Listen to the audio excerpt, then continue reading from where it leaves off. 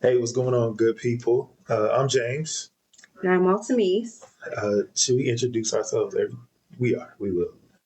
How y'all doing today? It's Sunday, October the 21st? 19. 19th. Oh, well, I'm 2 days ahead in the future. Mhm. Um, and today's topic, oh boy, but start off, we've had, we didn't have too good of a end of the week here in the Williams household. Um, but I'm blessed because cooler heads, conversation, communication really is like the key to a marriage, and that's not even our topic, but we'll get to that. Tonight is I got topics, and I think tonight is interesting. For those who may or may not know, we were living in two separate households. I was in Denmark. She was here in Bluffton, and as a family, we were managing two households. And so we had the interesting task of combining the household to one.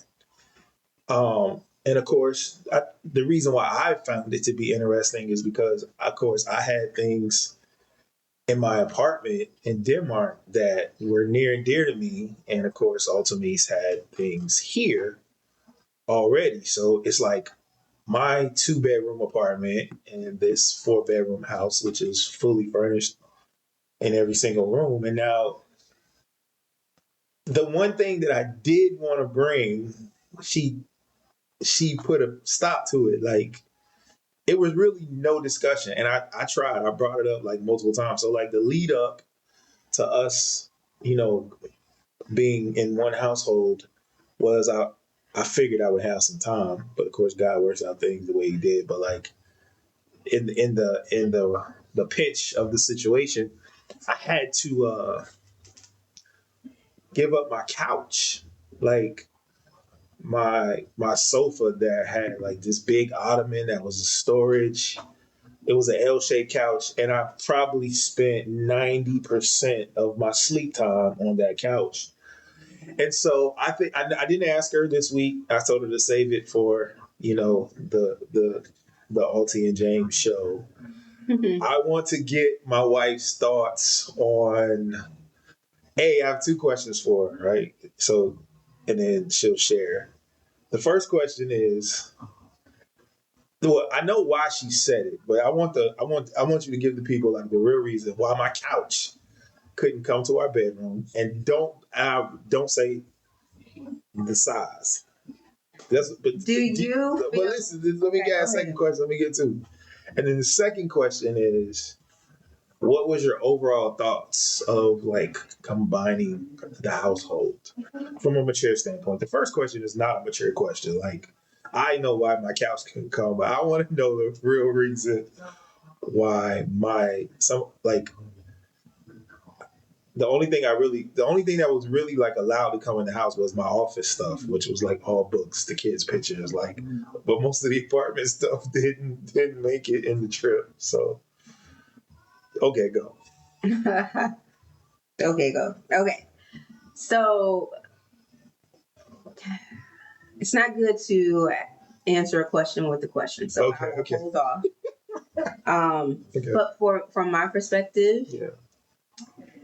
I I do want to apologize to you What? because What? I wasn't I wasn't thinking about the possibility of it being sentimental. I wasn't thinking about um, the possibilities of you being like, oh, this is mine. I want to keep it because of X, Y, and Z memories, right? Right, Like right, right, right. from my perspective, and I've been through this before. So like from my perspective, I am literally the moment we decided with intention that we would be together, Right. what was mine was yours. Okay. So I didn't look at it from a place of uh, your things coming here. Mm-hmm. It was more of like logically what made the best sense and what gelled with the aesthetics of the home already. Okay. So it wasn't a matter of no, this can't come, because I don't want it to come. And there's a caveat to that too. So there was no There's a caveat to that. No, so let me ask this question then. There was no inkling of singlehood. He was living the bachelor's life and this stuff. That's the caveat. Okay, so okay. That's the caveat because also I understand. I'm very grown. I'm grown. Okay. So I understand when you are a single man, right, and you are dating, what happens eventually. I understand that. Okay. And the idea, like I am those who know me, right, they know that I do believe that energy is an exchange. Like it doesn't die. It is there. And sometimes, right, some things linger until you remove things. I'll give an example. Wait, I don't know if we got enough time for all that. Okay. Oh yeah, it's supposed to be for 10. Oh yeah, that's right. That's right. We're supposed to be in 10. You got to leave me like 45 seconds to ask the people a question so we can generate some. So then, yeah. So that was a caveat, but that wasn't a deciding factor. Okay.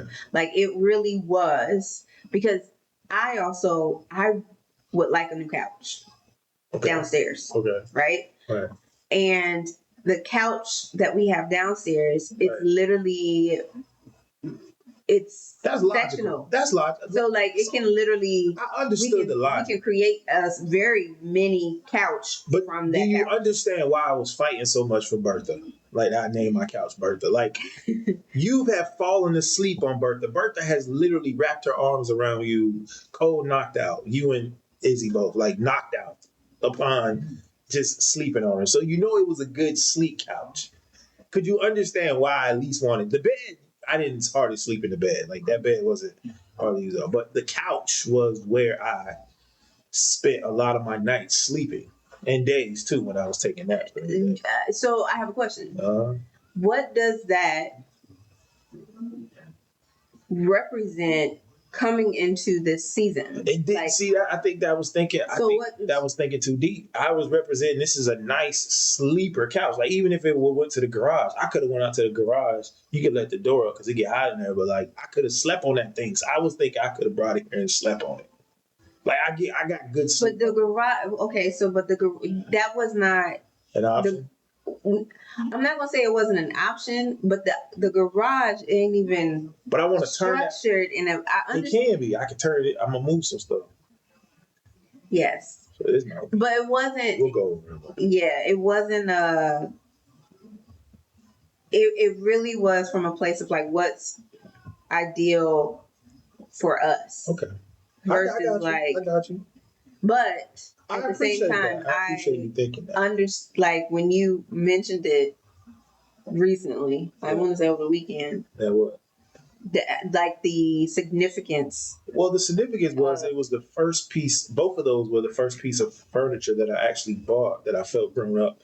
You know, it was a living room set, so I felt grown up. I bought a living room set because if you've seen the furniture before, that came from the dorm.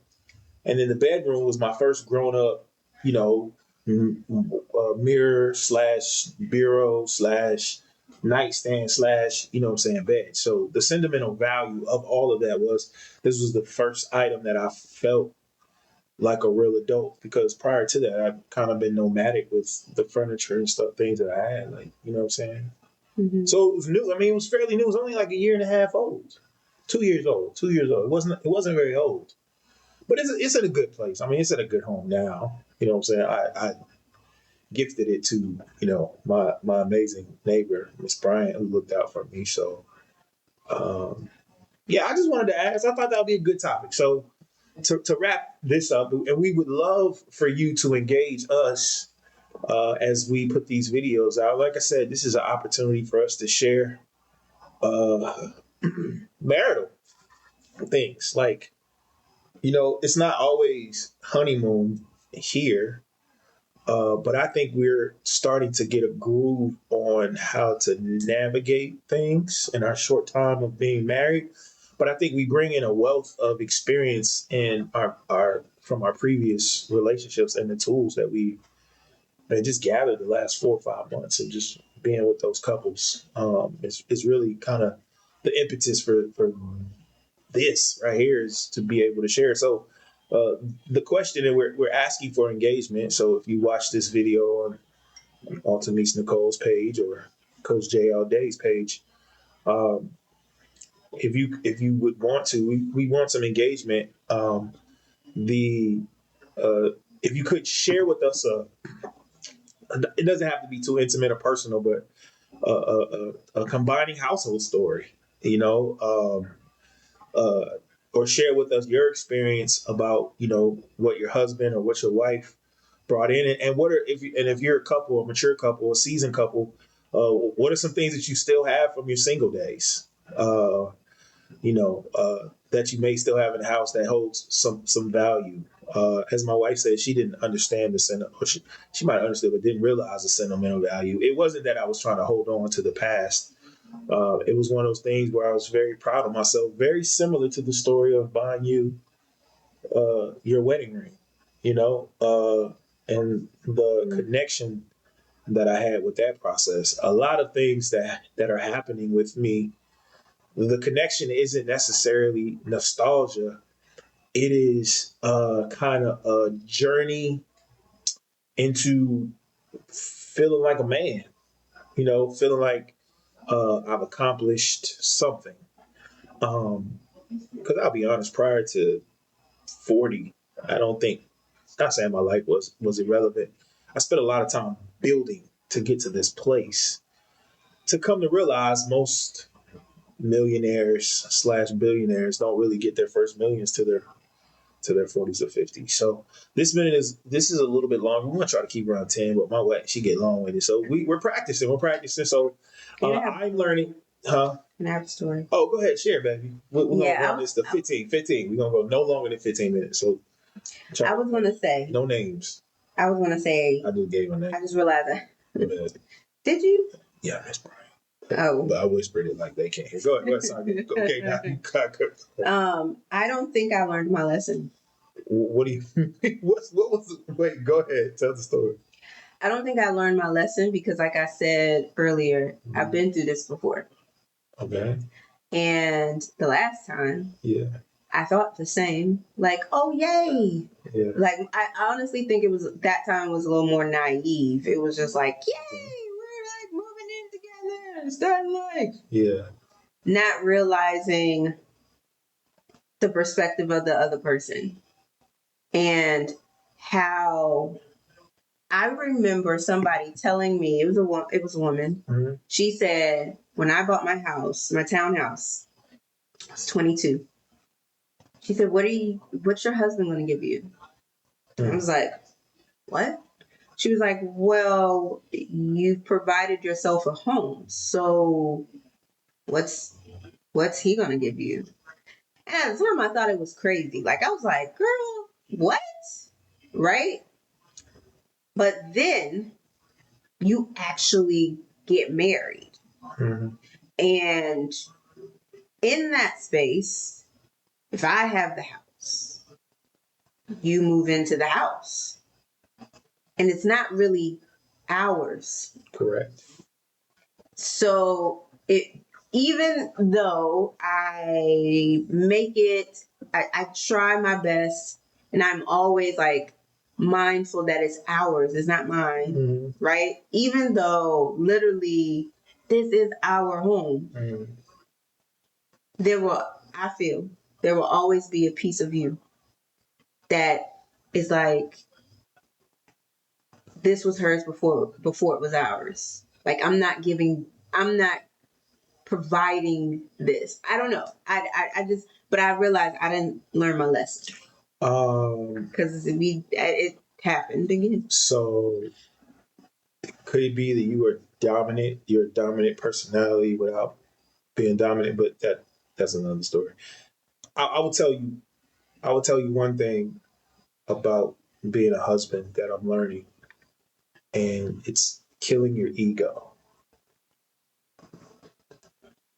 My ego has to die, or things like that will eat away. It will chip away at the fabric of who I am as a man. Because at the end of the day, I'm a man. Like, you want to provide. Like, that part of me is a part of me. But there also is this very real uh, place where Jesus resides, where he's like, yo, you got to kill your ego. It has to die. It has to die daily, right? This is the as Christ love your wife as Christ loved the church, right? Like, you could have that attitude, that will affect me if my ego gets in the way of really understanding and really seeing how you really have embraced me from the moment I was intentional, from the first moment I stepped across the threshold. Like, point in case, the pictures that were on the on the TV and stuff, like, you I think I made mention of, like, looking at them, and they were going, like, the next time I was here, like, you and Izzy really really made this like our space, even with correcting my rhetoric and how I talk about things. So I can honestly say it's not for lack of effort, but the effort for me is I got to kill my ego. Like, I can't. That doesn't bother me. That may bother some people, right? That doesn't bother me because I know the plans that God has placed in my heart. Um, and coming from where I've come from, um, I am appreciative and grateful that I have somebody to build with, because I've been trying to build by myself, and I don't have Bertha. So I'm just playing. I'm just joking. I tried to. I got somebody to build with, um, and that's where my heart lies. Right, that's where my heart lies. So again, we want you to connect with us. If you watch the video, part of it, all of it, um, when you get the opportunity, share with us a story about combining households in your marriage, or if you're a single person and you're looking at this, what are some ideas or views that you have about the two becoming one, which is what we did. We had two households, so we shrunk some bills, some finance. There's some positives. There's some positives that have come out of it. But I thought there was a funny twist of me mentioning my couch, which I named Bertha. My wife just not even budget, not moving, not wavering. She didn't even give me an explanation of until I really pressed.